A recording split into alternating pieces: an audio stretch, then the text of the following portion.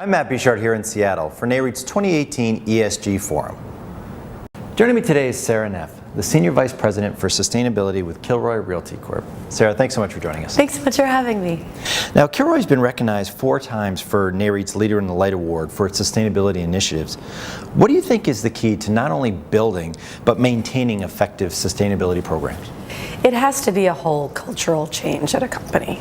So for us, I'm just one person and I can't possibly do every single project. There's just not enough time in the day, and plus I'm not the expert on every single project. I'm not the one who's closest to every problem. But every Kilroy employee, we've built the program and it's strong enough that everybody understands what we're doing, and we do a lot of consensus building. We do a lot of kickoff calls with every team, and so everybody understands that we want them to find sustainability projects to do, that we will celebrate it when they do them, that we love it, that I want to help. And really that's how it gets done. You can't have a single person doing all of sustainability. You can have a single person doing all the recognition and sort of helping people get ideas and go from idea to project. But it's because really I have and that is everybody. It's everybody from legal to accounting to risk management, all engineers, asset managers, all these folks come to me with projects, and they do it because they know that that's how we want to do business. Now, you've also stressed the importance of advocating on key regulatory issues. What are some of the key issues that you're monitoring that could impact real estate companies? Right. So there's 2 sort of main categories. On the sort of more local level, there's benchmarking ordinances that are coming in, and then other stuff around construction, like EV charging stations, like how many you're going to put into a development project. And we have a good relationship with our local and state governments, and so they actually ask for our input when that legislation is drafted. We're there when it gets signed, kind of thing. And so I think all of those have gone relatively well, and frankly, I'm proud of how efficient Kilroy's buildings are, and I think that in disclosure ordinances we look better.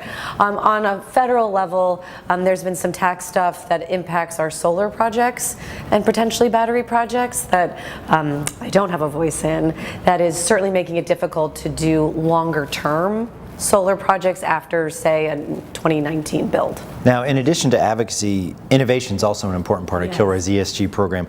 Can you talk about the launch of the Kilroy Innovation Lab and what the company hopes to accomplish with that? Pilots are very, very important, but they're special. They're a unique kind of project, and it became clear that we needed to formalize how we do those pilots. It makes it a lot easier for vendors who are looking to see what we're interested in, and then the other major thing it does is attract partners. We have a fantastic clean tech incubator in Los Angeles. They came on as our first partner, and so they have a lot of technology that has a lot of utility backing in terms of incentives and risk management in terms of removal at the end. And so they're basically able to show us what they have, so they're sort of triaging that for us, and they'll help us with the measurement and verification. So it's really been absolutely fantastic. We believe in new technology. I believe in human innovation. But it's very, very hard for new technologies to find their foothold in real estate. We're afraid of, as a community, afraid of pilots. And so I wanted to create sort of a safe, formalized program through which pilots can really happen pretty rapidly. So we have our first one happening with the lab. I think it's the end of this month, and I really look forward to having those roll through. Now, as you keep your eye on new innovations, new technologies, what do you think is going to be sort of that next wave that moves the needle for real estate and ESG? So I actually think it's going to be not a building technology itself, but the fact that more people are wearing, great technology in their watches or, other sensors that people wear, the whole Fitbit thing. Those things are starting to get equipped with air quality sensors. So air quality is very important for cognitive function, health, a whole lot of stuff, migraines.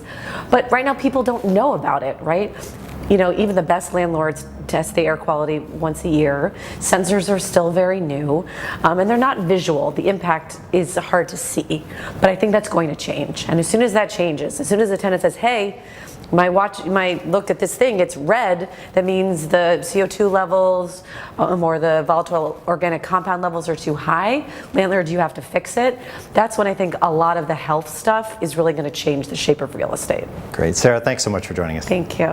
For more on ESG related topics, be sure to visit NAREIT's website, REIT.com.